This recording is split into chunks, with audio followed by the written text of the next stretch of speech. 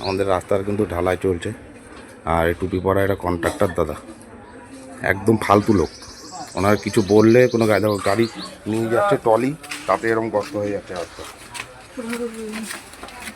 দেখো ট্রলি নিয়ে যাচ্ছে, তাতে এরকম গর্ত হয়ে যাচ্ছে রাস্তা। দেখো কত ডাউন হয়ে গেছে জায়গা, নিচে পুরো ফাঁপা, 1 ফুট ঢুকে যাবে। ওনার বললেও কিছু গায়ে লাগাবে না, খালি পয়সাটা দরকার। এই হচ্ছে কন্ট্রাক্টর, একদম ফালতু লোক। 50 দিন বললে উল্টো ক্লেম ঠকে, একদম ফালতু কোয়ালিটির লোক। দেখো কেন অবস্থাটা, দেখো ট্রলি নিয়ে যাচ্ছে, তাতেই অবস্থা। এই যে মানে 50 দিন বলা হয়েছে। ভিডিওটা আমি ছেড়ে রাখলাম, দেখলে একটু মতামতটা জানিয়ে যাবে। তলাটা পুরো বোল্ডার দিয়ে ধরেছে, নিচ পুরো ফাঁপা রাস্তার, কোনো রকম জল দিয়েছে আর লোক দেখানো বালি দিয়েছে, বললে খালি ভুল। গর্তটা আবার ভর্তি হয়ে গেছে 15, হালকা দেখা যাচ্ছে গর্তটা ভর্তি হয়ে গেছে। আর ঝামেলার কোনো ব্যাপার নেই ওখানে। দেখো আর কিছু না হলে 7-8 ইঞ্চি নিচু হয়ে আছে জায়গা। ঢালাই কিন্তু হয়ে গেল। আমি প্রায় 3 বছর এই আমাদের নিউ বারাকপুর পৌরসভার আন্ডারে কন্ট্রাক্টরদের আন্ডারে কাজ করেছি। 20 থেকে 25টা কন্ট্রাক্টরের সাথে কাজ করেছি।